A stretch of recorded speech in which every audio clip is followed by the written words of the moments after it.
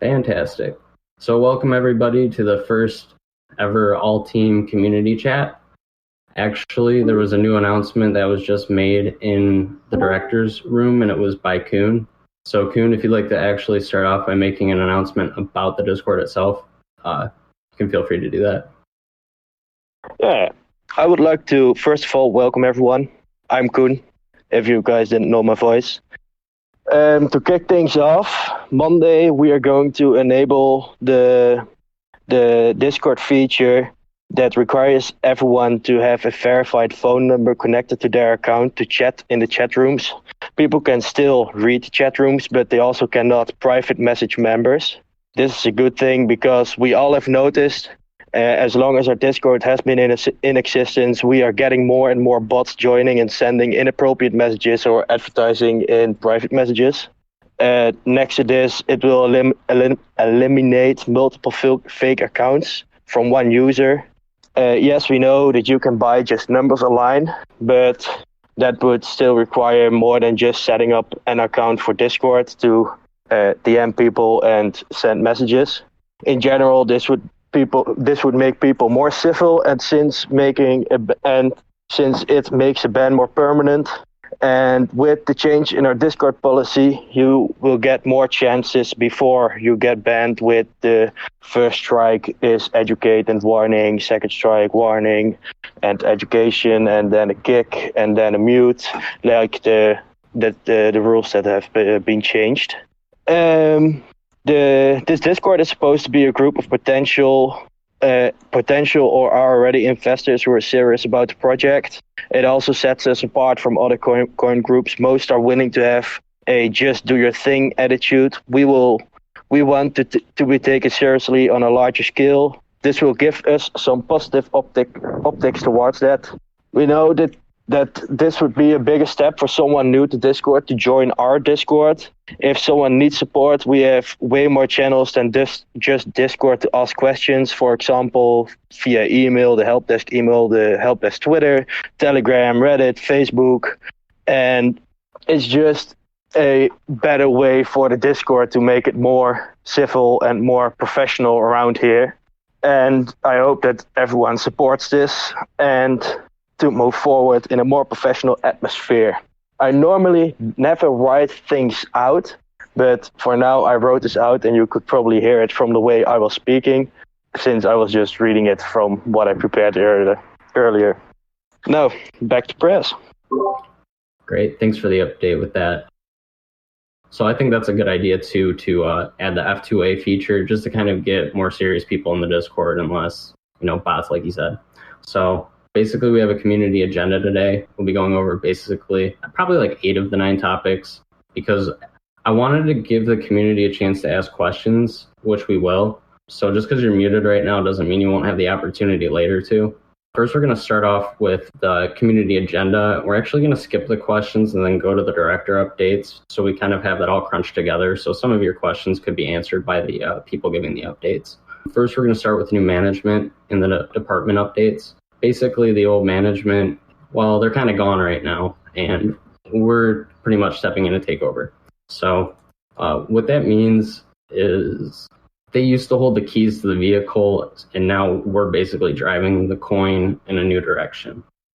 Basically, Drew's taken on the responsibility of taking the coin, and he's the middleman in establishing with the devs who are interested in the project for more than just money, but because it's their full-time job and they want to help make the chain stronger and faster.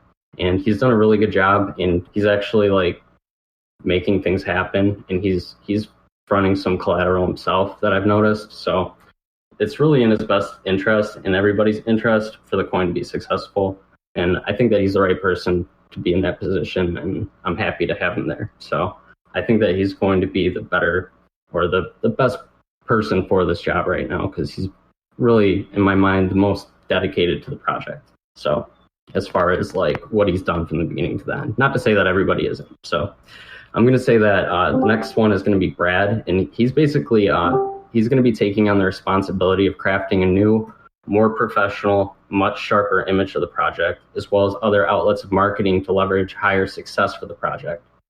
Brad has been here since the beginning. He's been here before, the old yellow was the orange Pac logo. He's been here pretty much since the beginning, behind the scenes, working as hard as he can.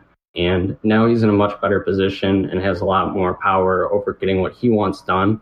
And I think with that, the project is going to have way less hiccups, and he's going to be very successful in this team. And he's got very good ideas, and he's a very good designer, and everything he's going to do is going to really help pop the project. So the next, I'm actually going over the C's right now. These are the 4 chairmen, or, the core team in the Discord, because I figured they all deserve to kind of be mentioned as the new leadership. So the next one's going to be Koen, and he's the language head, and he's responsible for the global language communications within the project. And as I saw earlier, we did get a question about, is this going to be available as a public document? And I believe Koen is going to take the initiative to kind of make that happen. And the team will work together so that people with different languages can convert it and kind of get an idea of the updates as well.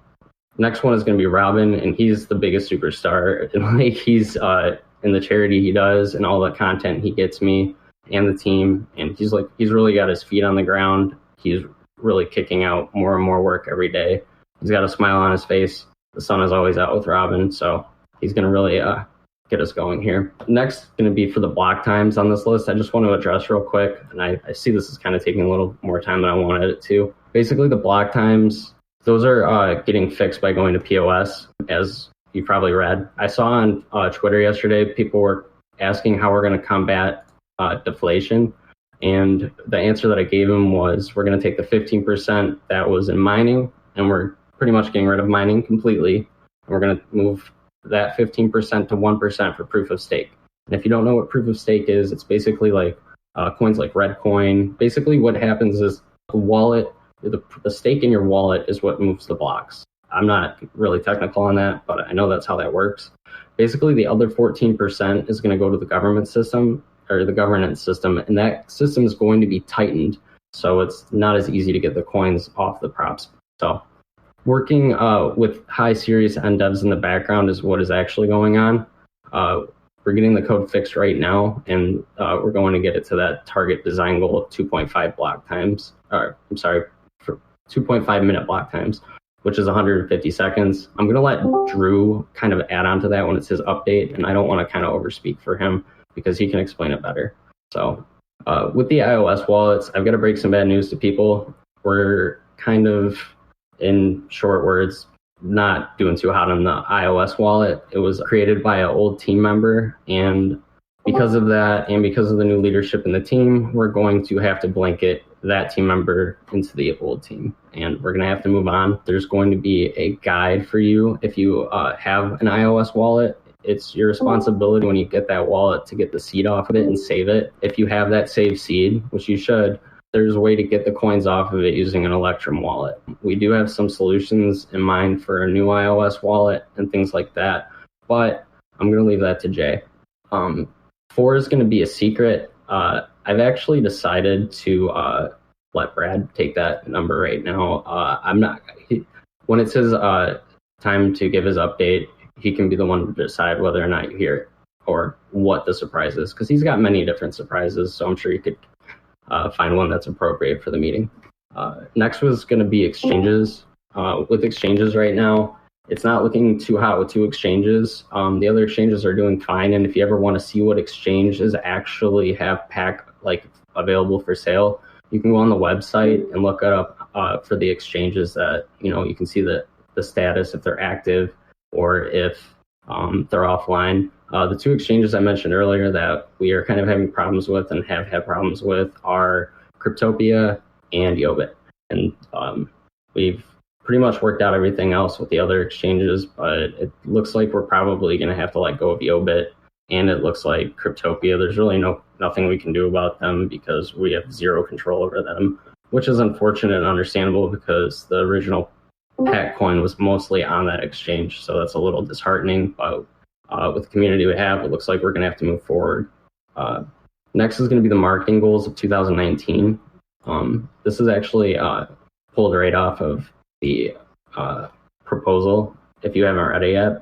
Ultimately, Brad Brad has a proposal up where we're going to start using the funding off the DAO to actually start marketing. So with the price right now, I don't know. I'm not going to really go too deep into that. I might let him discuss that. But basically, the proposal is for a real budget for external communications, public relations and press, digital strategies, physical strategies, and that super block is basically what's going to be what funds that. And that's kind of how it is right now. And it's a much better budget than he had in the beginning. So I'm going to move past that, and we're going to move over to the future updates. So every week for probably over a year, all of us on the team have had a physical update, and you haven't seen it, which is kind of sad, because if you had seen how many people on the team were working as hard as they were, you might have a little bit better understanding that we're actually trying to do things. We're actually in the all-team chat every week on Thursday at this time, discussing how we're going to better the coin, better the project, new marketing ideas, basically what we're doing right now. And you haven't gotten to the bulk of it. This doesn't normally happen. I'm just giving a quick update on what's going on before the people give their updates. So that's going to be, if this goes well and people like it, definitely let us know. So that way, we can prepare better or set up another one. If you enjoy it, definitely leave a comment. So next is going to be the community discussion. Again, I'm deciding to save that for last. I'm going to let the community discuss and ask questions last after the directors give their updates. And that should be happening relatively soon. With community ambassador news, I'm going to just kind of leave that to the updates as well, because we do have a lot of people on the team here that are ready to give an update. And I'm going to leave it there.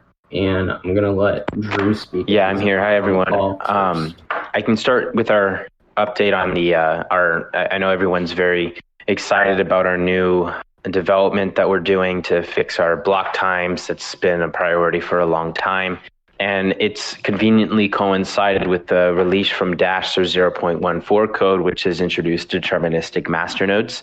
That's something that's going to be very widely recognized as the standard for masternodes, as they are. A lot of different things in the previous masternode system, including Dash, have been pointed out, not necessarily exploits, but showing ways how they can be improved. And so deterministic masternodes are a new take on the masternode code to help enforce, really truly enforce that the masternodes are bringing a true service to the network, instead of just an overglorified POS model, which is something that obviously, if the right minds gets behind something like that, some could use that to others' disadvantage. We've heard the terms called phantom nodes, ghost nodes, whatever.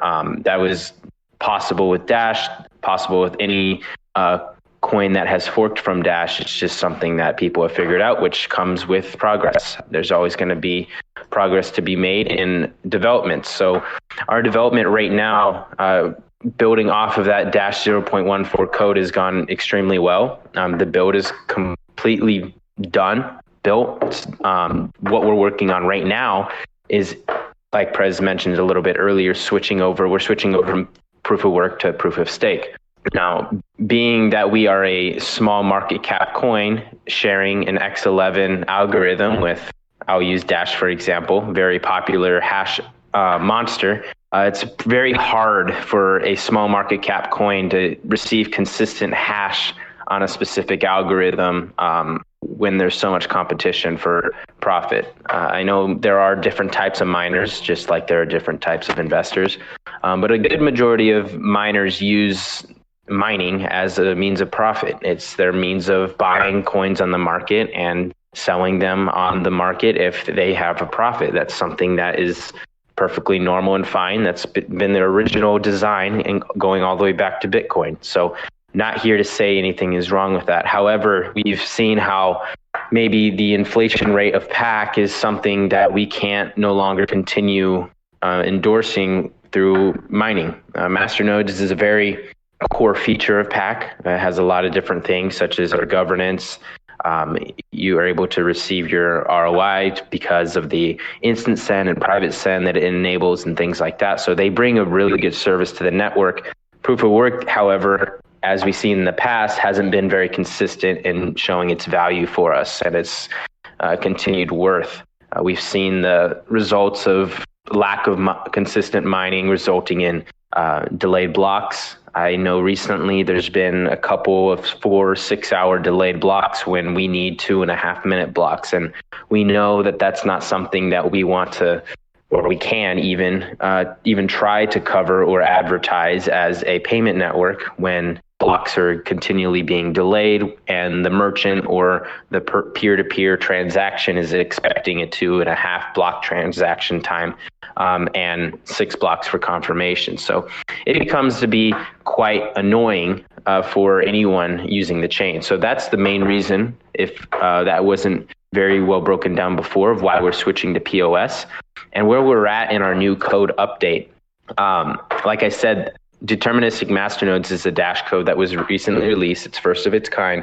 And Pac will be physically the very first blockchain network to have deterministic masternodes, chain lock our penalty code that we already have. And to top that off, it'll be the first to have proof of stake added to deterministic masternodes. So it's a brand new development. It's had a couple bumps in the road, nothing bad, but just like I said before, with progress comes some hiccups.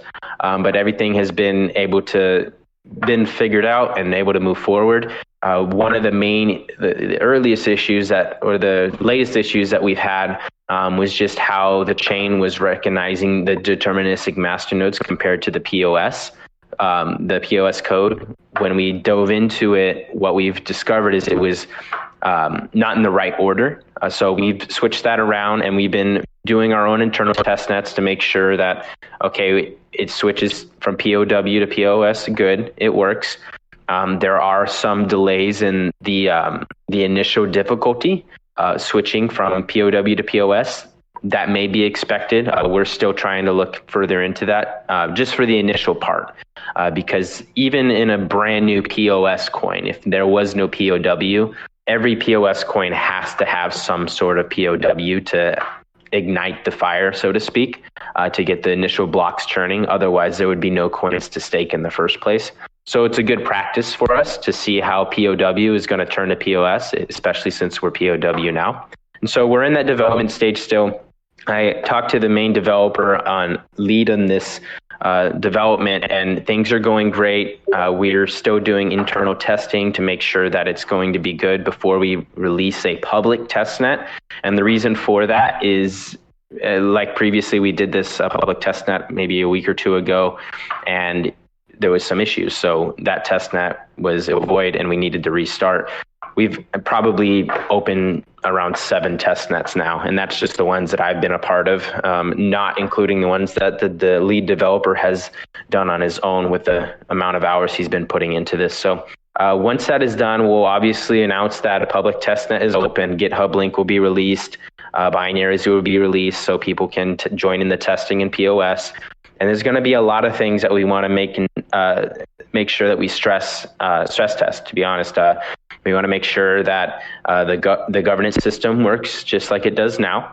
We want to make sure that transactions are confirming smoothly, instant send moves smoothly, things like that. So maybe not all of these things will be public tests, but the main ones that we want to get the public involved in is our POS transition and getting coin staking and seeing how they're working with the deterministic masternodes and that the blocks are moving. Because in the core of code is law, basically. Code is code. So if a code works for A, it's going to work for B if it's applied the exact same way. So if code works in testnet, it's going to work with all the same variables. It's going to work on the Pac chain with all the same variables. So that's what we're trying to drive home here, is giving people the opportunity to see the code before it goes live, give everyone the opportunity to stake, see how it works. And really, give props to the developers that are behind this, because they're putting in a lot of man hours to do this. So it's moving along great.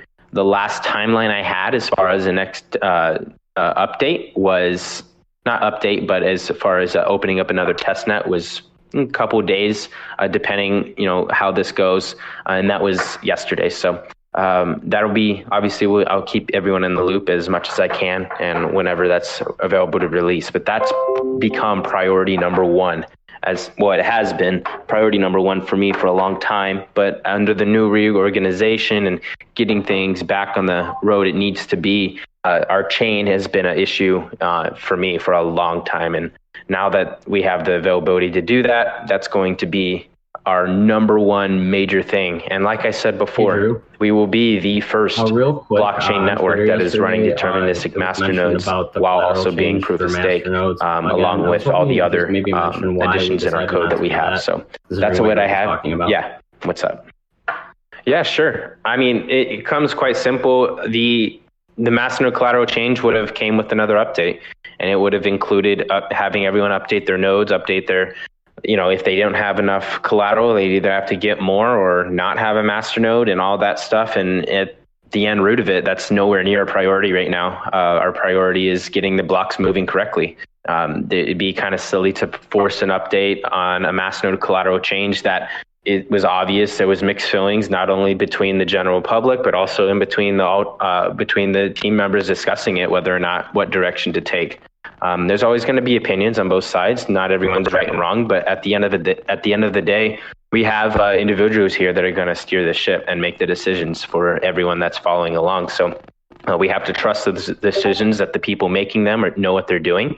And we decided to shut down the masternode collateral change because our priority, like I said, was fixing the chain. And if we were forcing multiple updates, it's going to become very annoying for those that have to continually update their wallets, update their masternodes, if they even could still have one, if the collateral changed to a higher amount. And it just starts to become annoying. I mean, if you look at our network, we have 8,000 masternodes, and actually closer to 9,000 now. Last time I logged in to check the stats on it. And we have near 9,000 masternodes, and that's not a stat that should be taken lightly.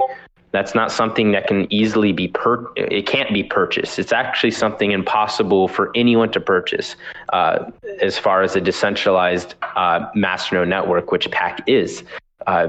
We hear all these talks about Facebook's new cryptocurrency, Libra coin, and all this stuff. There is no amount of money that can purchase a decentralized masternode network. The only way it's possible is because of investors such as the people involved in this call, the people listening in this call, the people not here, that have spent their own money and their own time and have created a masternode to support and grow the Pac network globally. That's something that's very unique and not something that can be just single-handedly purchased and taken care of. So it's something that is very valuable, whether or not people recognize it now or not. It is something very valuable. That's how the security of a chain can be, recognized. You see a lot of reports of Visa, MasterCard, their servers going down and their cards globally not working because they have single points of failure in their server banks.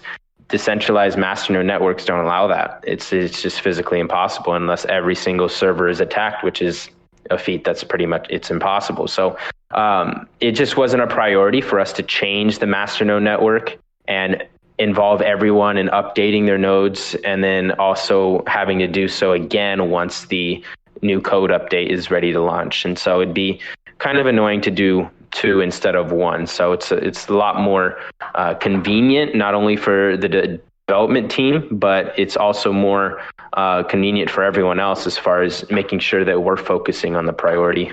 And I think there was a question on deflation I saw, or inflation, or whatever I saw on some person on Twitter that you were involved in a conversation with Prez and trying to answer it for him.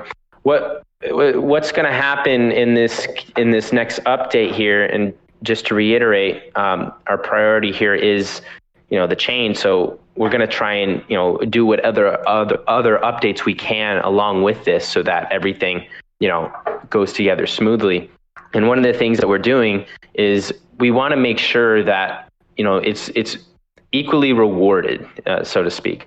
We have masternodes and they have their rewards, and there are opinions on whether or not there's too many rewards or too less or whatever. But I don't see any problem with the masternode reward structure right now. However, there are, when switching from POW to POS becomes it's cheaper to do so. And it becomes less rewarding. I know a lot of coins out there in the space that are a victim to, mass dumpage of coins because proof of stake and things like that. And so we're making sure that the code it's guided by a couple different barriers. So for proof of stake, the minimum amount of coins and the maximum amount of coins that can be staked on Pac will have a set limit.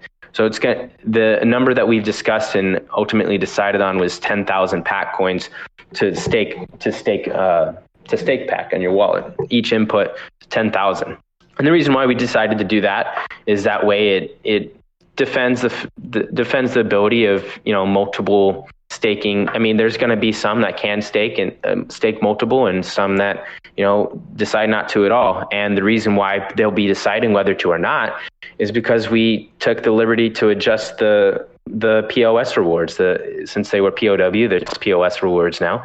And like Prez said, we're moving 14% of the 15% to the super block, which leaves only 1% of the rewards for Pac POS. And it's actually going to be a little bit less than 1%. That's just a solid number for people to be able to focus on. But it's actually going to be 1 Pac per block.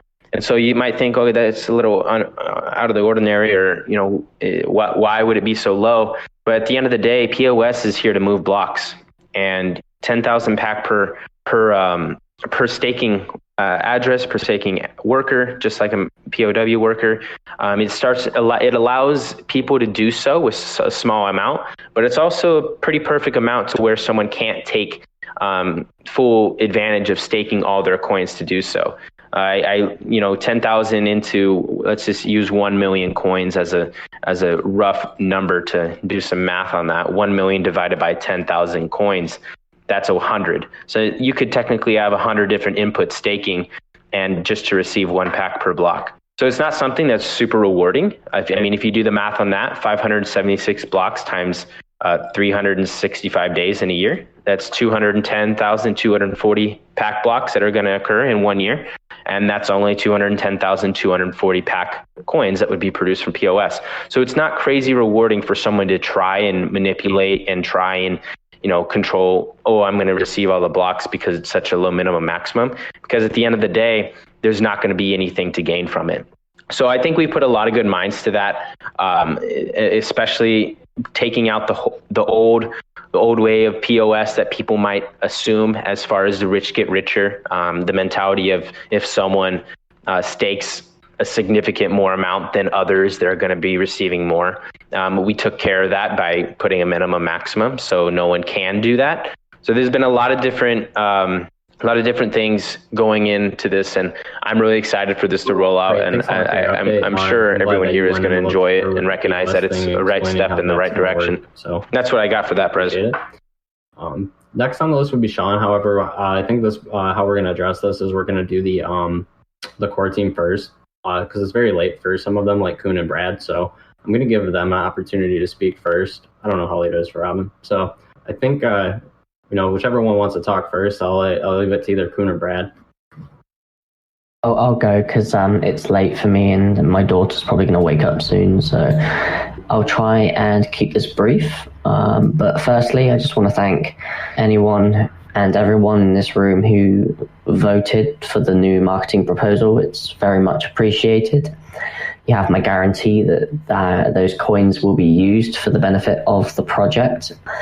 There was a caveat within the proposal that did say that marketing ventures moving forward will be entirely dependent on the ability to liquidate those coins for either BTC or fiat, because most of the media partners I've been approaching and most of the sort of initiatives that I've got kind of in development will require either fiat or Bitcoin, just due to the way the market works and the current acceptance of various high cap cryptos over low cap cryptos right now.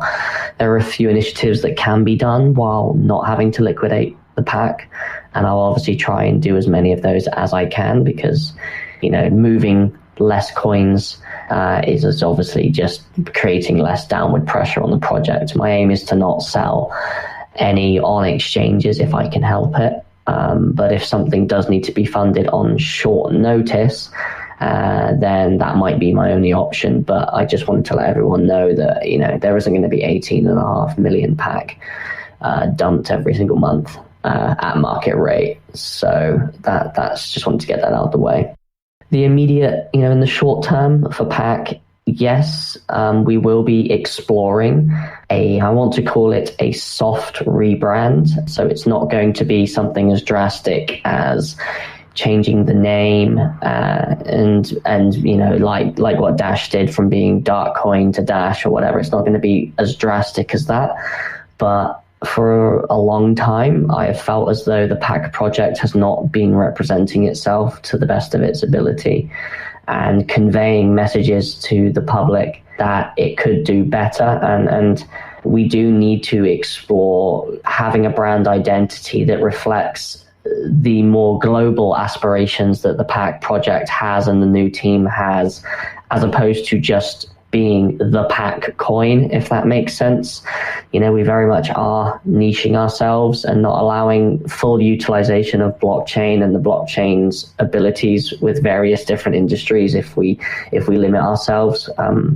The overreaching goal for our project moving forward is to grow our value proposition and to be valued as more than just a retail focused product. Obviously that is the core of the coin's use, in terms of day-to-day usage and spending it. Obviously that's a big thing, and that obviously will play a part in the merchant adoption framework that I'll be working on over the next couple of weeks. I think part of my director roadmap was to launch that by the end of July, and I am on schedule to do that. Now that the proposal has been funded, I will be allocating more hours, more billable hours that I would normally be spending with, day-to-day clients on Pac, because one of the biggest complaints I had over the last year was the fact that we had a CMO and a marketing guy that essentially was doing a full-time job and was doing this as kind of like a quote-unquote hobby. And part of the proposal was to fix that and to obviously take a small commission from the DAO in order to give myself more hours in a week to work on Pac. And as of a few days ago, obviously that has happened. So a lot of the stuff I've done behind the scenes has been approved from the director's side, and we are pushing forward with it now. So it is very exciting, and I hope everyone is really happy with I don't want to say the new look and feel of the project, because it's not going to be as drastic as I might be making out, but I hope everyone is excited to have a more professional public-facing entity that will be the pillar of this project moving forward. So that's just kind of like my immediate term summary. More longer term, I will be focusing heavily on the 99% of people that are not in the crypto space, because I believe that, from what I've learned over the last year, press releases are all well and good. Getting, influencers to interview us and promote the project is all well and good, but you are hitting the 1% of people that have been in the space for a year, 6 months, 3 years, 5 years, who are savvy to what makes a project valuable, and they're much harder to convince to, speculate and invest in a low market cap startup, which is what we are, than the 99%. So a lot of the stuff I want to be doing will be, quite viral focused, quite shareable, and it will be the type of thing that will hit with the masses. Does that make sense? So I will be going to more conferences where people have not heard of the Pac brand before, speaking to those people. I'll be conducting more further reaching digital strategies that will be, advertising on third-party platforms that aren't entirely cryptocurrency focused, to try and improve brand exposure. Obviously, I'm being very kind of like non-specific right now, and the reason for that is because there's hundreds of different avenues you can take, and because my budget isn't very big, yes, it's larger than it was before, but it's still not big by any means compared to our competition. So I have to be very, very careful with the budget that I do have. So there'll be a lot of small things, testing things, and making sure that the ROI for expenditure is going to be worthwhile before I kind of invest everything into one kind of campaign. So, like I say, if anyone wants to be kept up to date with the marketing budget, obviously the link for the proposal and the link for the marketing portal, which has a direct link to the Explorer with the wallet, so you can see how many coins are in the wallet at any one point in time.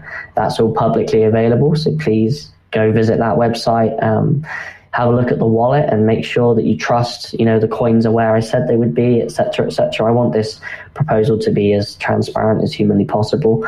And obviously, please do not stop with your feedback. I can be emailed directly at brad@paccoin.net if you want to send me your ideas or like marketing ideas. I do read all my emails. If I don't reply, it's normally because I have to prioritize what I can answer in a day. I only have a certain amount of hours, so it's not me being rude. It's just I have to answer what I'm physically going to act on. I do get a lot of emails every day, so just to let you guys know, I am accessible. So that's kind of like a very brief rundown. What I'm working on immediately right now is, as of the last couple of days, I have been producing a baseline document because we have to be able to monitor whether the marketing that we do is successful and worth the money that we're putting into it, because there's no point just throwing money at a brick wall and hoping that it knocks it down.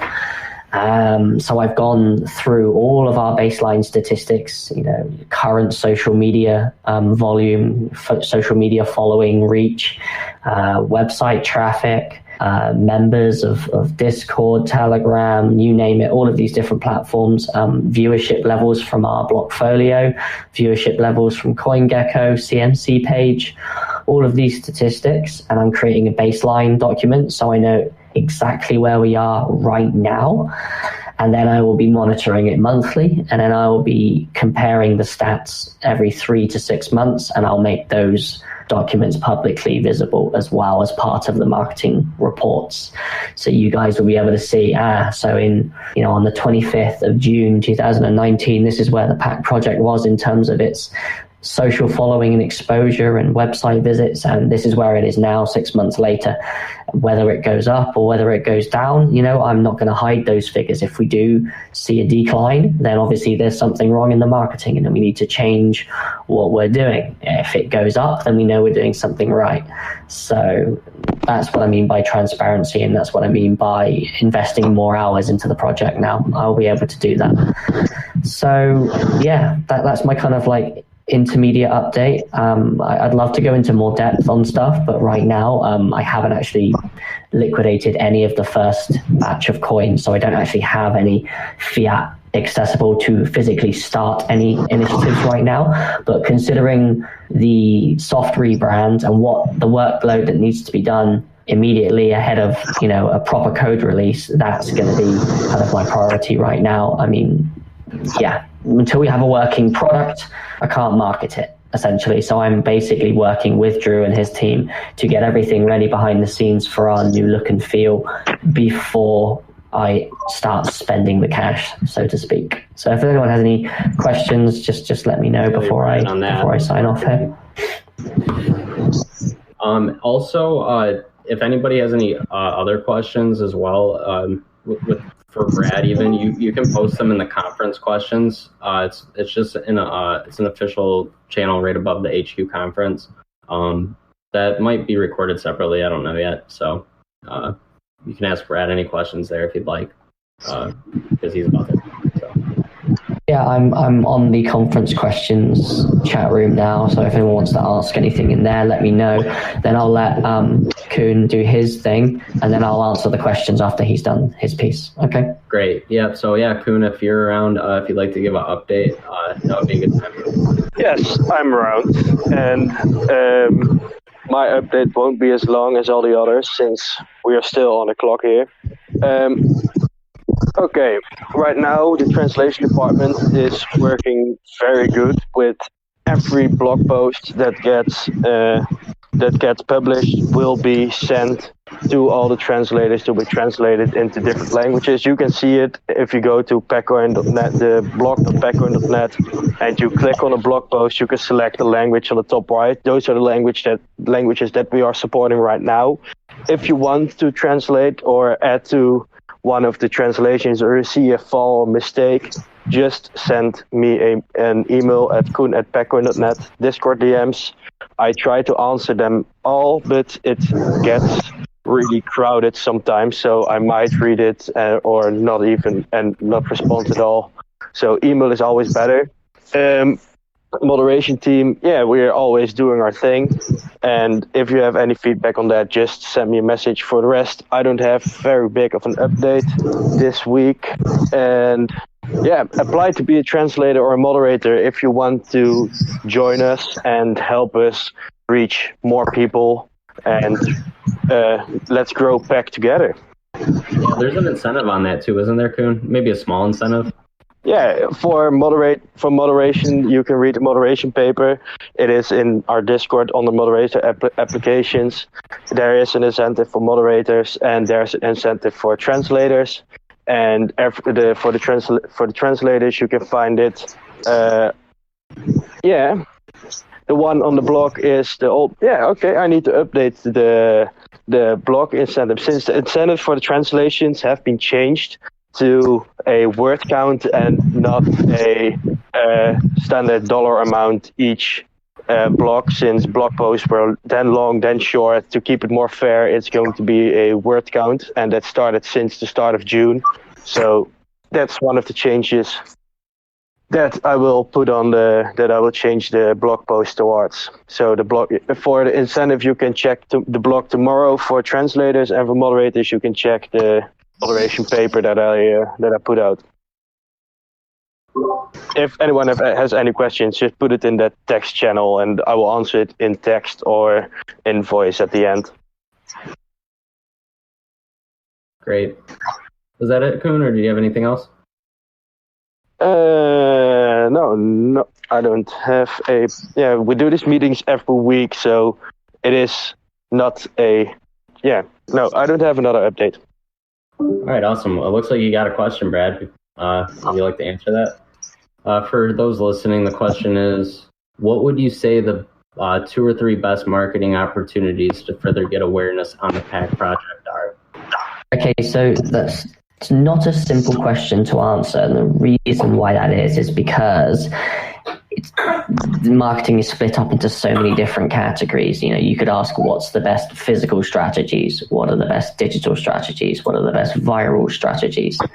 And I would answer that question with another question, and I would say the best marketing opportunities will be the ones where we discover that have the highest ROI. So you could spend £1,000 in Google Display Network ads that have a generic message that reflects current market sentiment, that hit various tech-focused websites or any websites that appeal to the demographics that we're going to be targeting. And if we get decent click-through rate and the landing page is then optimized for those particular campaigns, and it encourages people to either register with us, because you've also got to ask the question, what is the goal of that particular campaign?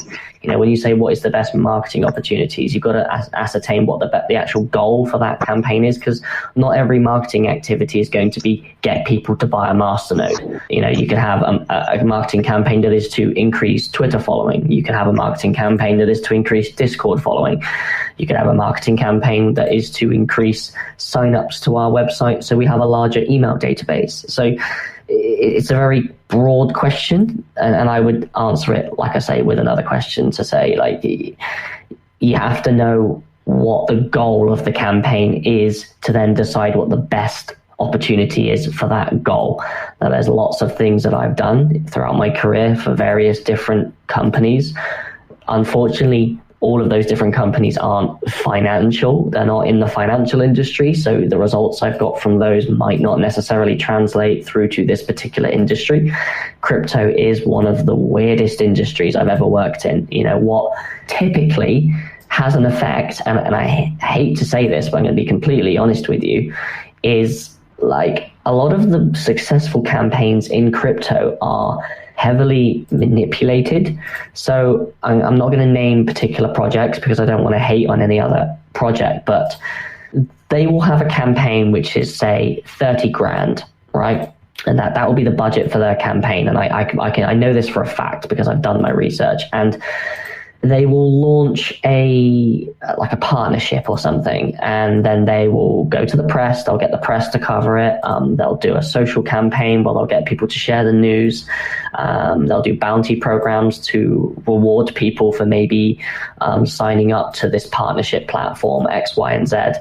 But at the same time, the actual marketing spend that they would have used for the physical distribution of the information will only be 8, 9, 10 grand of that budget.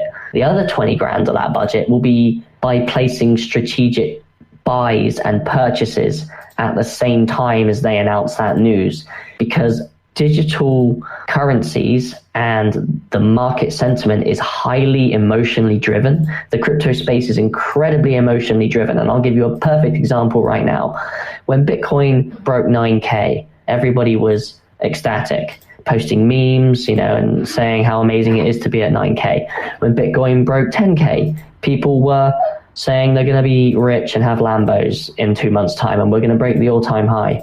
Bitcoin drops from 13K to 10K, the same price level that everyone was perfectly happy with, and everyone's losing their minds. Everyone's saying that we're crashing and going to zero. So this is what I mean. This is a very weird industry where everything is incredibly emotionally driven. Hitting 10K was a good thing. Yeah, hitting 10K was a good thing. But now all of a sudden hitting 10K is a bad thing. Do you see what I mean? And this has all happened in the space of 7 days. So these crypto projects, they will launch a marketing campaign, they'll get the news out there, and then they'll spend their own capital, and I hate to use this word, but pumping the price of their own coin to create the start of an uptrend, to create that market excitement and that market hype. And people will go, project ABC is going up because they announced that price, and then everybody buys in, and then the project gets picked up by news outlets even more. Influencers on YouTube say, oh my God, this project's up 20% because they announced this news, and it's a snowball. It's a giant snowball, and that is how I have found that the market works. And I hate it because I am a legitimate marketer. I take pride in my work. I take pride in promoting projects without being able to manipulate things. But because cryptocurrency in the digital asset space is in its infancy, there are a lot of these black market tactics that are used to create demand for projects that aren't valued that way. So what I want to make abundantly clear is I don't want to resort to that type of marketing. I would love for Pac to grow slowly, progressively, and off its own organic abilities, and not have to be able to turn around and say to my team members, guys, we need 20 grand so that we can buy up our own supply of Pac when we announce this news, so people FOMO into the project, because that's how 90% of the projects in the space market their coins. And I have proof of various projects that have done it. So that was just me having a little rant, and I tried to answer Summit Boy's question as best as I could while showing both positives and negatives to that question. So it was a great answer. I like that. So I'm glad that we're not going to do that, because that's really kind of unprofessional, and it's kind of cheesy to try to just sit there and pump your own coin. So that's a great point, and thanks for bringing it up. Next is our rock star, Robin. Are you here? Yes, can you hear me? Yeah, I can hear you well. You're welcome to speak. I know you got a lot of fun-packed updates. Yeah, well, hello everyone. I just got back from DC. Thank you for joining us today, and thank you for your ongoing support during Pac's startup phase. I am sure most of you are familiar with what I do, but since it's the first call, I will go over some key points regarding the charity department and get everyone on the same page. First off, we have a charity Discord channel in which most of the coordination of operations and the brainstorming on projects take place. I will paste a link to the channel into the general chat room. So in the last year, we as a community have made some major progress in regards to charity on many fronts. We have completed the infrastructure for a team on the ground in Kokuda that is airdropping back to refugees so they can buy essential goods and medicines with the coins, as well as for a team in Caracas by Pac Venezuela that is saving hundreds of children. And also for our team in Africa that is led by Juan, who is leading and aiding a project to save a refugee camp, along with many other adoption activities that he's doing. They are all really making some serious headway, and they're doing an amazing job. We've also established some major partnerships, such as Global Boost by Bruce Porter Jr., as well as the Flame of Peace, which is a charitable cause that is active in over 70 different countries and is run by the House of Habsburg. They are, as many of you may know, a royal family who are the Archdukes of Austria and also royalty in Tuscany. And as some of you may already know, we are on their website. Let me get the link into John chat really quick. So they will be organizing an invite-only event for the Prince of Monaco, to which they have invited me because Sir Habsburg wants to introduce me to the Prince of Monaco, since the Prince of Monaco does a lot of charity. So that's going to be a major networking opportunity for us. And prior to this event, we will be organizing our 4th Washington Elite Summit that I have been an organizer of since the start. And PAC has a very strong presence at these conferences. And it's attended by hundreds of investors that fly in from around the world. We just finished organizing our 3rd summit. I hope you have seen and enjoyed the video that is on Twitter. I was very happy to see how it's been kind of going viral in different languages. It looks really awesome. And well, the aim of the video was to stand out from the crowd of other boring coins and projects and to really get noticed. So the next summit we will organize in Vienna right before the Habsburg event. And you will be hearing more about this leading up to the event. So in short, our charitable initiatives are getting bigger and more continuous. The continuity will significantly increase the efficacy and effectiveness of the charitable causes. The main focus is building self-sustaining charities, such as the art made by refugee children that has been tokenized and already been sold for over 0.12 BTC as tokens, so not even as paintings, which are currently being held by Crypto Consurge to renovate a school into an operational headquarters. Let me get you guys the link really quick. So as we get more continuous funding from all our different partnerships, because charity is not a competition. We are not like CoinMarketCap or racing, like the more people joining in, the better, because the more lives we will save. And as charity becomes more settled and self-sustainable, we can focus on a more continuous approach versus the event-based approach that we have right now, where we just organize event after event after event. It will become more of a daily thing where we actually get involved in the lives of these people and sustain them, create jobs, educate children, and start building the infrastructure for that. So, like I said, currently the infrastructure is ready regarding our teams on the ground, as well as some major partnerships that we have attracted, and we're ready to scale and expand. And we have helped save countless of people who will long remember us. And this is where the adoption lies, because they just need to start using our currency. So yeah, we will keep expanding and scaling and saving more lives. And if you would like to join, then please reach out to me in DM. If you have any questions, I would like to hear them. I will get back to them later in the call. And if you would like to help out, just send me a message. Awesome. Well, great work, Robin. I think you're doing a fantastic job as all the content you're pushing out. You're amazing. So, thank you. Koen, are you on the call right now? He might not be. What I'm going to do right now is I am on. Did you say Koen? Yeah, you. Hey, can you stop the recording and start a new one so we can basically split them up within an hour, I guess, because we still have a couple people to go through, and then we have the community questions. So. Yeah, and sometimes the bot.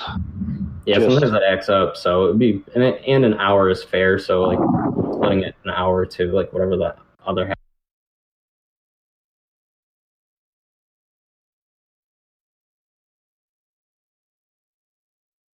Awesome. Jay, are you on the call? Yes, I am. Yeah, you are. Okay, because you're first up in the brand new recording. Oh, life is good, baby. I'm going to hear you first because I know that you've got a voice and you got something to say. So yeah, we got a bunch going on, guys. It's been a busy week. Weekend was great. Fantastic for Pac. Start things off, we'll talk about that first because went to the Bitcoin Ben event. While at the event, gave away successfully. I'm sorry, guys, this idiot on his motorcycle. But I got out 40 drinks, paid for with Pac paper wallets. We scanned them right at the bar. It went through so great. Everything was so smooth and efficient on the Android wallet. I got to give a lot of credit to the people that built that wallet because I got to say it was excellent over the weekend. And within giving out those 40 drinks, I got to meet up with a lot of influential people on the Litecoin team and Litecoin fam, and then influencers in the space. Met a little while with Bitcoin Ben, talked about the Pac project, talked about what we were doing. And, he really loved the project, loved what we were about, had never heard of us, which, that was kind of the theme while I was at this conference. This gathering. It was really just a nice party. And, the good thing was we were the guys giving out the free drinks to everybody. So, Pac was a hit there, as you could imagine. I spoke to influencers across the board from Bitcoin Ben, Jay Snip, Litecoin Lisa, obviously Johnny Litecoin. I met a gentleman named Tech Lords. I don't know if anybody knows him on Twitter. He's a coder, and that's what he does for a living. He's got a real close buddy of his that does C++. So, Drew, if you're still on the call, I wanted to link you up with him. This guy's supposed to be a real superstar, so maybe it's something he can help us out, but we might have to do a bounty to get him some funding, But that was one thing, and I actually spoke to Tech Lords today. He sent me a message saying email, actually a text message. And he sent over that information for me. So he's actually very interested in the project because I had sent him 50,000 Pac in SMS. And it went through instantly, flawlessly. I showed him how to pull up the bot to see the help to get to all the commands, showed him how to pull up his wallet address. He loved it. And it just so happened he was holding an Android. So I got him to download the wallet as well. He loved the wallet. I told him how to use it. I taught multiple people how to use the wallet, but everybody that came up, I was there for the scanning of the paper wallets. So I explained to them about Pac, the speed, our changing the POS, what we're all about as far as charity. And through that charity initiative that Robin runs, I was able to make a really good connection with Litecoin Lisa. And I had a conference call with her today, a Skype call, her and I, a video conference call. And we spoke about the Pac project, and we spoke about our DAO system and how we use the DAO system to fund different charitable causes. Well, she has adopted multiple children from around the globe, all of which have disabilities of some sort. One of her children had a half a heart, and, God bless Lisa's soul, the daughter passed away at the age of 7 a year ago. So that's why she has this Mighty Mia fund. So she's actually trying to create an application, like apps, where they can do daily logs of the medication that the kids take, or adults or whoever has disabilities, and then links to different sites and I guess it's documentation for how to treat certain things. Also, basically just mental health and giving support to people that go through these type of things. So she's looking to create an app based off of that type of technology. And I spoke to her about it. And, I know we have a great community of developers and a strong, community in general, and a team that can handle something like this, where maybe we can put some funding towards some bounties to help build out this application for her, and have Paccoin involved and branded into this along with Litecoin into the applications and the website, as the people who help fund it and get it to where it's at. So she was in total agreement with that. She thought that it was her and her mother, who goes by the name of Crypto Nana on Twitter, thought that the project, they were blown away by it. Actually, Crypto Nana, when we did that Venezuela initiative with Robin, put forth one LTC towards the pot that we sent down to, give the, I guess it was the children and the mothers on Mother's Day, the water and the food that we had given down there that Robin had spearheaded. So when she put two and two together, that I was that person that helped set that up with Johnny, she was floored when I showed her the video that they created. And, that was really the sentiment across the board, because we have so much stuff out there, information, that people were surfing the web like crazy. And one thing that came out of that, coupled with the Washington elite, if you follow Google Trends, which is a good thing to follow when you're looking into seeing what people are talking about and what they're doing, you see that Paccoin spiked significantly during that time and the following day or two. And that I attribute that to outside networking, getting in front of people, talking about the project, building the brand the way we want it to be built out, because the overall theme, like I said, at this conference of close to 150, 200 people throughout the whole evening, was people didn't know who we were. So I was creating the narrative at these events. So everything that we're about and what we do, everyone loved. Up to 5% charity rewards, up to 5% per block for CB out there. I know he's probably listening. Up to 5%. People are floored by that. People want to be involved in it. These people that I met there, that community, is what PAC's community is as well. It's a community that gives back. That's what I saw there. I saw people that were interested in doing these things. I made a lot of connections. We're going to have a bunch of different live streams coming up with LTC fam and different people from LTC fam, just like Brad did with Johnny Litecoin. And it was a great experience, a great networking opportunity. And honestly, PAC floored people at this event. It was a great showing for us, and the speed and the agility of what we were doing as far as our products were concerned. SMS coupled with the paper wallets to help the unbanked and the people that don't have access to internet connections. People love the theme, coupled with what we're doing in all these countries to help people. People really love our project.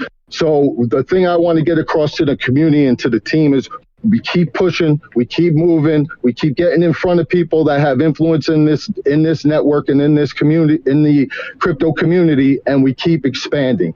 So we have a couple things coming up with these guys. Johnny Litecoin and I are working hand in hand. I'm working with him. I worked with him already this week to get PAC accepted POS. Now we have to get our change situated, and we have to get our chain analysis completed once it's all done, which we are already, have in progress that we've talked about. And, I think when we get all that stuff squared away, you'll be able to see us on all these POS devices that Johnny's putting out. And after this past weekend, Johnny's all in, and he sees what we're about. They understand what PAC's about. And as a community, as a team, we got to keep pushing forward with what we know we are all about. Not what the outside people are coming in to say. We worry about what we're doing one step at a time, one goal at a time. We keep finishing. Next thing I just want to talk about shortly, because it's come out, because Sergio, he jumped it out there early because he was excited from Pungo. Pungo.io is put Paccoin live on their wallet, along with multiple large cryptocurrencies. In the EU, the European Union, You can load your pack on there and then load it to a debit card that can be sent to you. You could spend it right now out there in the EU right now. It has a swap feature on there. So you can swap your coins to a USD coin, to Litecoin, to Bitcoin, and it does it seamlessly on the back end. No fees. Great tool. It's actually going to be one of the tools that we're going to use for myself personally at my dealership at All American Ford. That's going to be the tool I use to get to USD. I'm going to use that to get liquid, and that's how I'm going to be able to supply things. And I'm working it out with Sergio so we can work it on some back end stuff instead of having to flood the markets. So, we're working hard to bring a great product out. That Pungo wallet that's out there, that's just a teaser to what's to come, because there's bigger things coming right off of that I know everybody says, hey, we want Pac to have their own thing that they're in control of. Well, let's just say coming soon, we'll be talking about Pac's wallet, where other people will be coming to get on our wallet so they can spend their crypto on our debit cards that we're going to provide. So everybody hang tight. We're pushing hard. We're working hard. Despite any of the naysayers, we have the best interests of our investors at hand, and we're going to keep pushing every day like we have been to give you guys a successful product. Wow. Drew has been absolutely rock star, killing it for us, and we're going to continue on that direction from his leadership and from the leadership of all the directors. Thanks a lot, guys. Anybody has questions for me, please shoot me DM or just ask questions in general chat. I have to get back to my family now. My wife's going to kill me. My kids are waiting to go to bed. Thank you, sir. The next one to give an update is going to be, I'm sorry, he's my second-hand man in the media and arts department. It's going to be Michael. Hey, all right. Thanks, Prez. Thanks for that intro. Second man, I love that. It's going to be hard to top Jay, so I'm not even going to try to top Jay or Robin or anybody, but I just want to thank everybody taking a moment out of their day or evening just to hear our update. And by all means, please DM me for any questions, or I'm here for the duration. And we do a lot of work behind the scenes for the community and for we're all here together. And the update that I have to give is the arts media and the embassy department. Well, as you know, I've been involved in creations in the beginnings of the PR department, the charity department with Robin in the beginning, translation,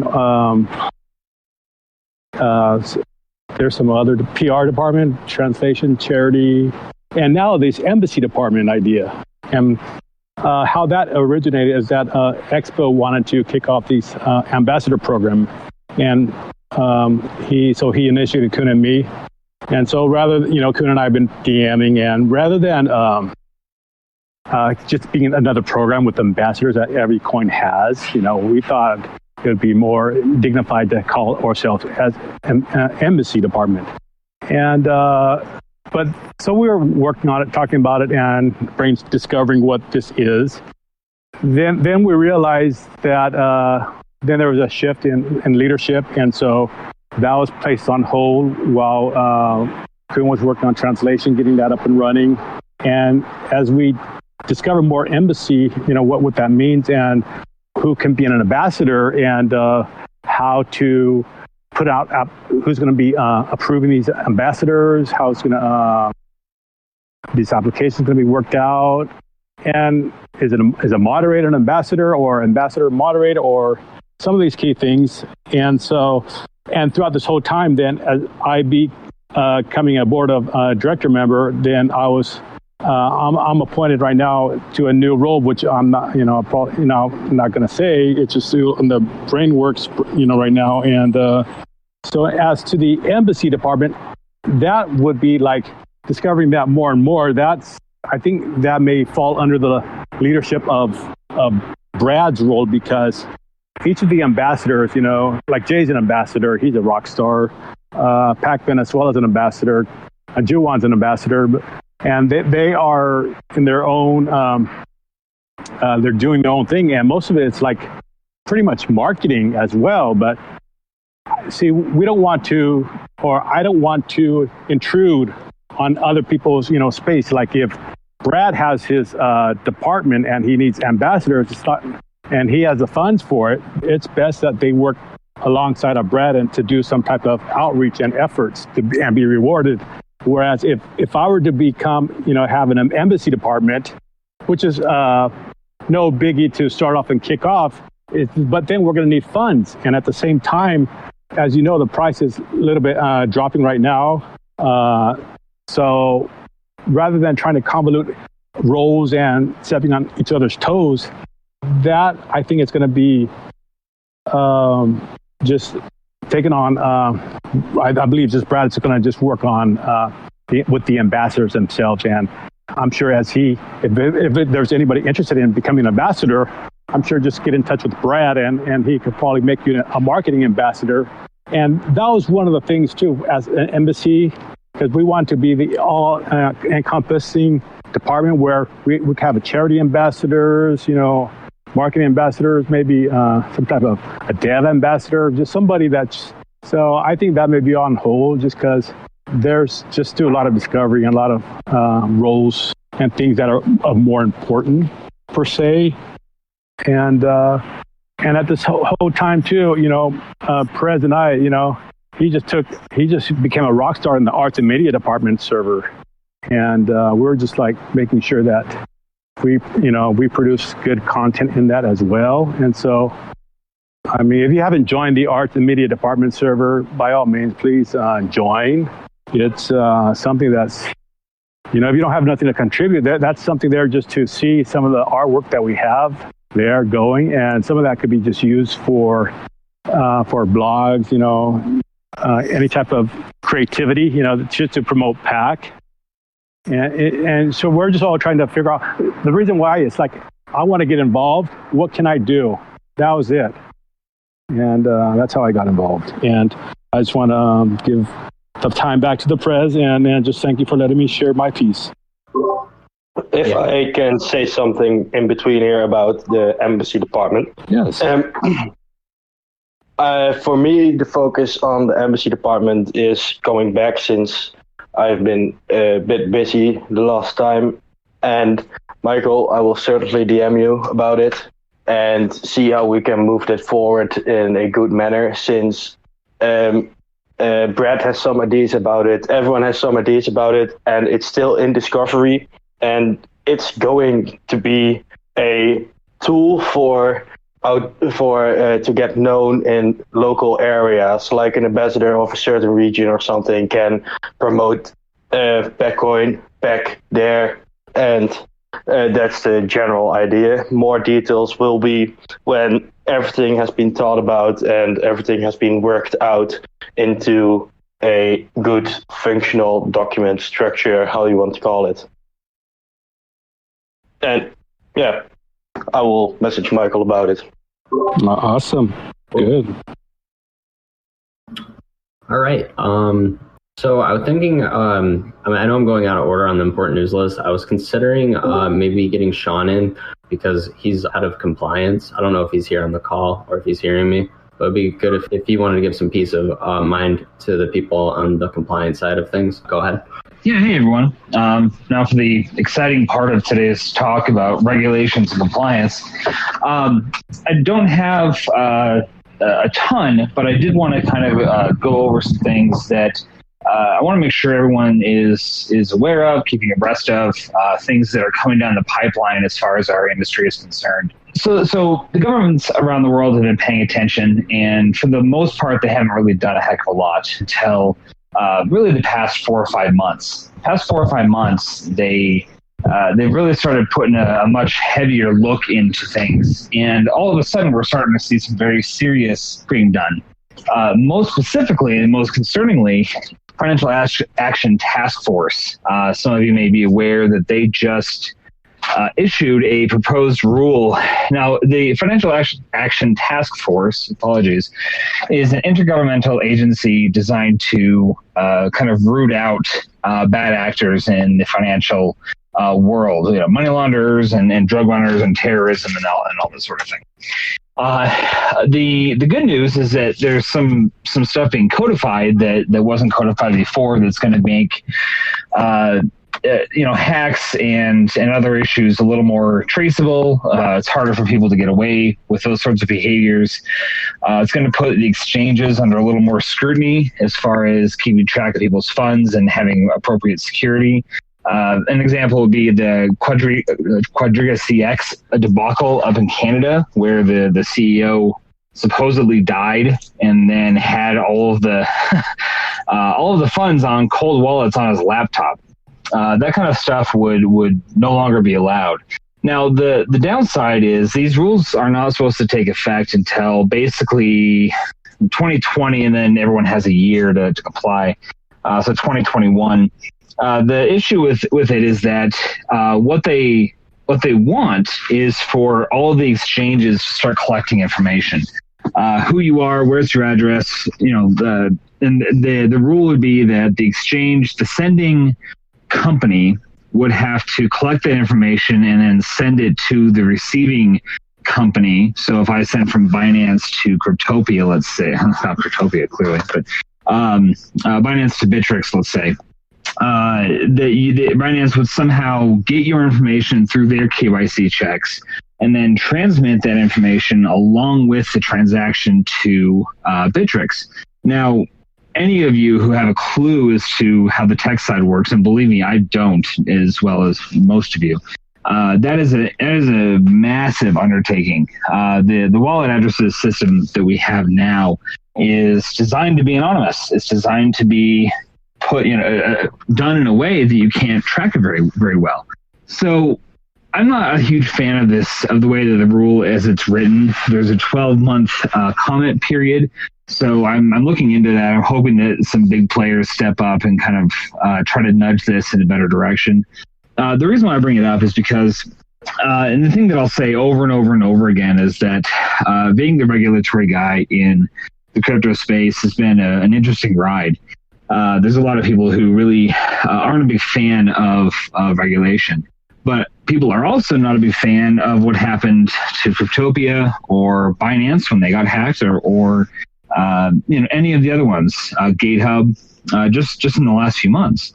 And the problem is that as things stand right now, we have very little protections. People have very few protections against these sorts of things. Cryptopia, for example, most everyone's just sitting there twiddling their thumbs. People who had any amount on there, or they're still waiting, and they may never get it because there's no insurance, there's no mandated protections for anyone that keeps their finances on there. So on a good side, some of these rules coming down the pipeline is a good thing because you can be a little less worried about your money disappearing overnight. On the other hand, in my opinion, the Financial Action Task Force rule is heavy-handed. It's unnecessary. I think there's better ways to handle it. And it's not binding, by the way, but the countries that don't pick that up as a rule tend to get kind of shut out of the system a little bit. So most countries end up adopting it. It's a balancing act, and I get that. I try to be more freedom oriented. I try to be more aligned with keeping people's eyes out of my wallet, out of my life, out of my personal space. But I do understand that they have their own legitimate concerns about terrorism and other things. So I just want everyone to be aware that this stuff is coming down the pipeline. Because I work with the team here, I keep track of this stuff. I monitor it. I try to determine how these things are going to affect our present, our future. I try to determine, there's several things that sadly I'm in the middle of right now that I just can't talk about because it's part of our, new path forward, as it were. I'll leave it to Brad and the other marketing people to market these things when they happen. But for now, I'm really glad that I can get ahead of this stuff because, and I've said it again, or I've said it before several times, a lot of other projects aren't paying any attention to this stuff. They don't care. They don't want to care.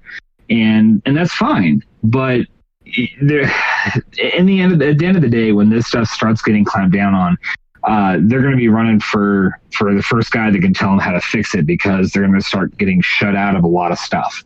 And Pac is one of the smaller projects that actually has a clue and actually has developed the importance or the awareness to know that getting ahead of this stuff is way more important than finding out after the fact that they've got to go fix some issues.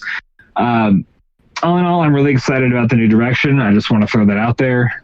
This has been a great experience, kind of reorienting and watching the team kind of kind of circling itself around a new structure and a new plan. And please, if anyone has any questions, DM me, message me in the regulatory compliance channel that I need to be more active on.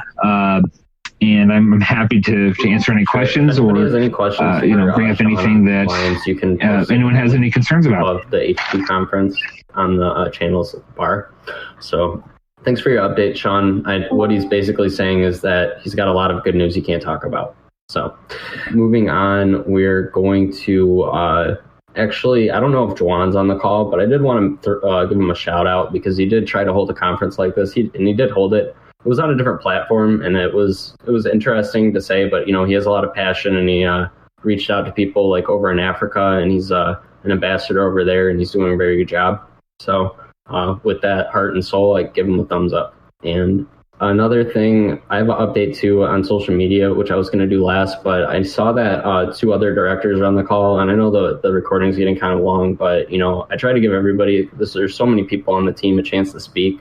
Moving on, I will say that Lost in Time is on the chat. He wanted to give a vocal update, but he did give one in the all team chat yesterday. So we're kind of closing up on the team updates. I'm going to try to find that. If anybody wants to give an update, you're more than welcome to. I know that Viking has been helping out still, and it's been kind of quiet, but if he wants to mention anything, he's more than welcome to. Same with Cookies. I guess I'll just go on my social media Discord right now and talk about that. Right now, I honestly haven't been really pushing too hard on Twitter. I feel like I've maybe burned that account out a little bit, and I've been focusing more on Instagram while Jay's pushing all the Twitter stuff and I'm doing the retweets. There's some other behind-the-scenes stuff going on Twitter that we're getting done in the directors department. I see Line Killer is online. I'll send him a message and see if he wants to join. But as far as all the social media aspects that I haven't mentioned, the community, I guess I would mention that I got a Steemit account up. I do have a Pinterest account pretty much sealed, so we have an official name on there, so nobody can steal it. I've got a few other outlets going on, and Cool Viking just sent me a message. You're welcome to come in. I guess I'll just finish my update, and then I'll let you say what you'd like, because I'll just finish up real quick. Because to be honest with you, I'm not really promoting super hard, because with all the talk about the networking stuff, to be honest with you, there's going to be a fork coming, and I guess I've been saying this a lot. An ounce of prevention is worth a pound of cure, because it's not worth trying to get tons and tons of people into the Discord, getting the wallet, and they're all going to have to update it again. I mean, I hate to say it like that, but I mean, ultimately, and I don't mean to completely have that mindset, but it's something to think about and keep in mind too, that you don't want to disappoint like that either. So, we're trying to make more official bonds and connections while we're going through that phase. And I guess that's my excuse, because I'm very busy at work too, and I work a full-time job and have for the last year and a half. So every time that you see me, I'm also working 40 hours every single week. So, and doing something completely different that's not related to cryptocurrency at all. I still got the Presidential Alternative Cabinet. It's kind of a community Discord too. Somebody just joined. There's a Rainbot in there. If you ever want the invite, I'll be happy to, send it to you in a DM if you're not in there already. It's been there for a while. Same with the Social Arts and Media Discord. If you feel like you have any content that you're willing to push out or provide, you're more than welcome to join that Discord. And there's tons of channels that you could put the content in. If we find it deemable or we see it fit, we'll post it on, our social media outlets. And there's kind of been incentives in that as well. So I've been kind of getting little bonuses since the new team has started, I would say. And I kind of have a little bit of liquid collateral that, maybe if you make something, you can get a small payment through the tip bot or something where, it's instant, you're just going to get paid for it. So we're happy to incentivize in like some fashions right now for any content that you're willing to make. So that's kind of my department. I'm definitely on Twitter every single day though, so don't get me wrong. I'm on there. I'm just not like posting, please buy Pac right now, because A, that doesn't look professional, and B, well, it's kind of the way that I see it. It's my gut feeling not to do that. So my update is pretty much finished on that. So if Viking, you just message me if you want to get. Yeah, hi, thanks, Prez. Hi, everybody. This is Viking here. So yeah, I've been looped in on some of the background initiatives that I'm also excited about. And, with that being said, I'm really liking the team's direction of, kind of under promising and over delivering. And so, as far as delivering these things before we're, marketing them, I think we're doing a really good job as far as that goes, and the initiatives that are going on in the background. I'm also still working on Pac Monitor for iOS. I'm trying to balance that in with the other things I'm working on. And, of course, I put out monthly updates on my website, Pac Monitor, which is just kind of a monthly blog and so on. But still working on those things, and, just glad the direction we're going. So definitely still here. Just trying to keep my head down and keep working. So not too much as far as everyone else goes, but definitely great job to everyone else. And thanks for letting me say hi. Have you on the conference. Thanks for giving me an update. And thanks for working on your Monitor app. It's very good. So thank you. You're welcome. I found Lost in Time's update. It's pretty brief, to be fair. He said he's about to have a kid. So if you're going to have a kid, he's working with Brad, and he's going to be doing a relaunch on the website. I guess they've got like that in the making. It's not like I don't have any more than that, so I don't know when that's going to happen. It's just it is what it is. So they're getting things like that going. So Lion Killer, I'm going to send him a message. Didn't say anything because I'm about to wrap this up. And basically, if anybody in the community has any questions, I saw a question in the conference questions. Oh, there's Lion Killer. Did you want to give an update? Yes, Press. Thank you. Oh, great. I'm glad. Go ahead. Can everybody hear me? Yeah. You're a little muffled with me. This is Line Killer, George Tyler. Many of you have known me previously in my mod role. However, time did not permit my full engagement as it does now. I am very happy to be involved now in an official position with the board. I've worked, for some of you who don't know, I've worked hand in hand with Drew behind the scenes for the better part of the last year. I don't want to take any credit for anything. We all pretty much set the seeds last year for these moments that we're in now. So I would like to say, as someone who's been around forever, not necessarily in the leadership role, that this is no doubt the most exciting period we are entering in the history of PAC. It's a new era. It's an exciting time. I want to say that I am very proud of everybody on the board. They are truly dedicated people. I would not, and some people that know me personally, I certainly would not waste my time on anything that I did not feel will produce a certain level of success. So my track record speaks for itself. We are putting our names publicly out there, and I look forward to doing many things. We bring the value of the business acumen side to things. As the team has alluded to this whole meeting, we are professionalizing the operation. It's been badly needed, and we are now doing that. I have also brought in Tim Betts, who is Summit Boy in the meeting, who runs Summit Blockchain. They are a professional investor grade level. We're losing you, George. You're getting a little muffled to where I can't hear you at all now. Okay, can you hear me now? Yeah, perfect. Wonderful. So as I was saying, Tim Betts is here, Summit Blockchain, and also John Keogh. He could not make the meeting. John is employed in a high-level financial institution, and he's going to bring a lot of that expertise to us on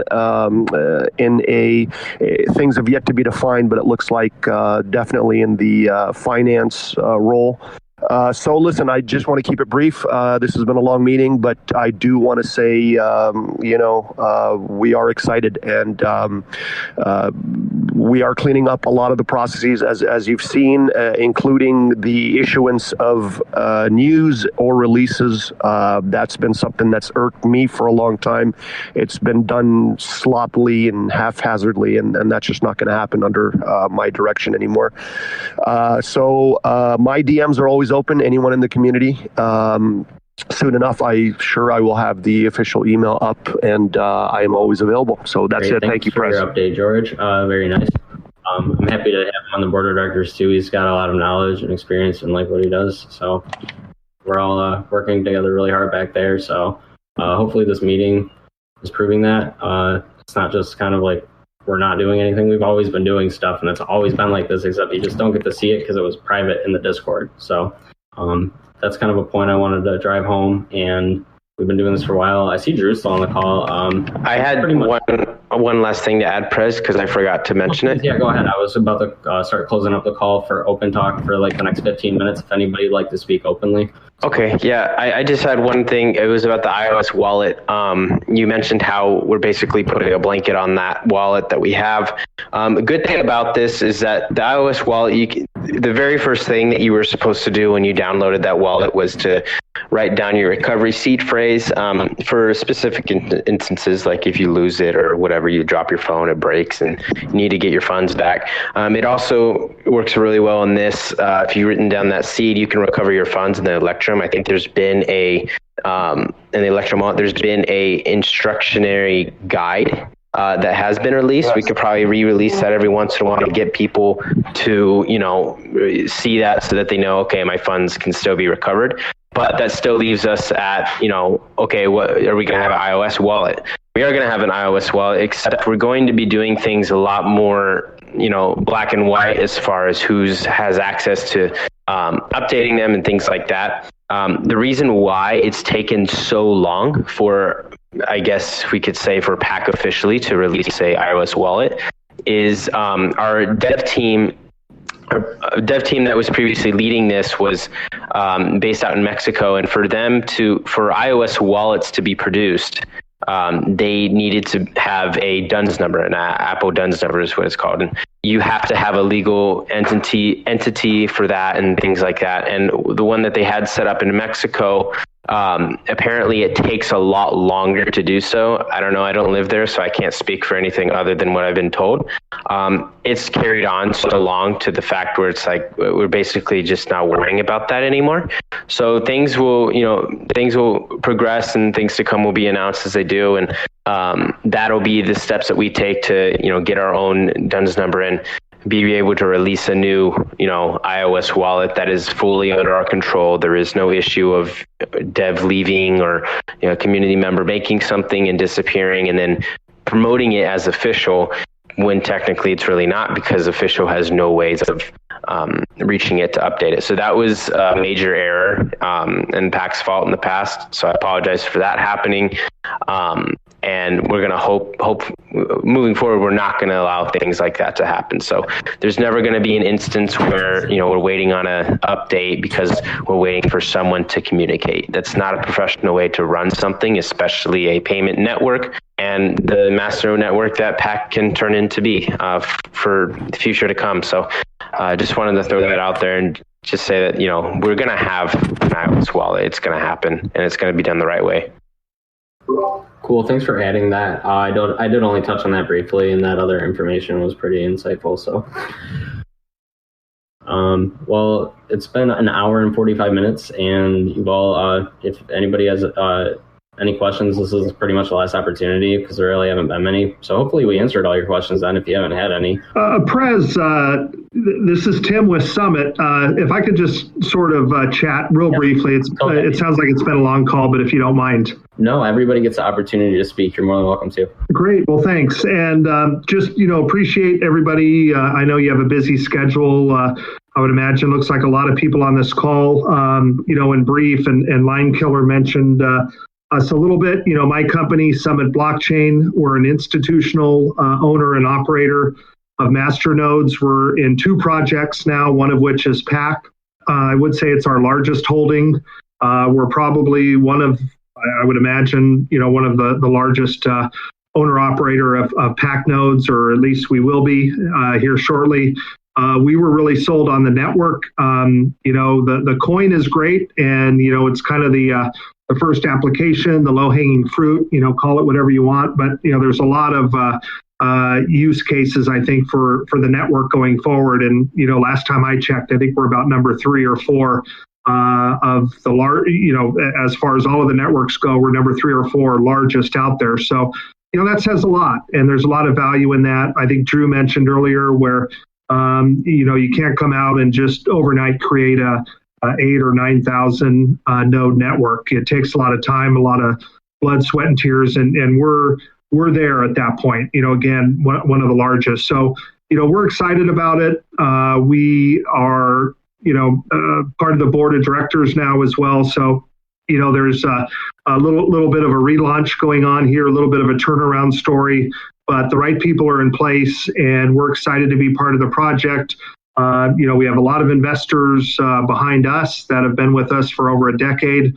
These are all pretty high net worth folks that believe in us, believe in Summit, and we believe in Pac. So it looks like a great community. I always on social media, and I see such a big following with Pac. And together, like I said, with the size of the network, the scale of the network, how much effort went into creating it. I think it's a great time for Pac. A lot of good things ahead that I'm sure will be discussed openly to everybody once they're completed. But I guess trust everybody on here that there's a lot of hard work going on behind the scenes. So I just wanted to introduce myself, my company, and appreciate being part of this project. Great, thanks for your update. We're happy to have you on the board of directors too, and you're very knowledgeable in your sources, and you run a good company. So I think that's pretty much going to wrap it up for the meeting. Again, the conference questions are on the top. If anybody's got one, I'm going to close this within 10 minutes for sure. So you're more than welcome to ask. If anybody wants to DM me, wants to say something, now's the time.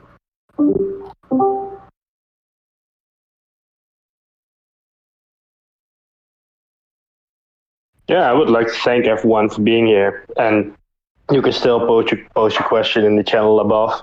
And have a good night. Good night, everybody. Yeah, have a good night, everybody.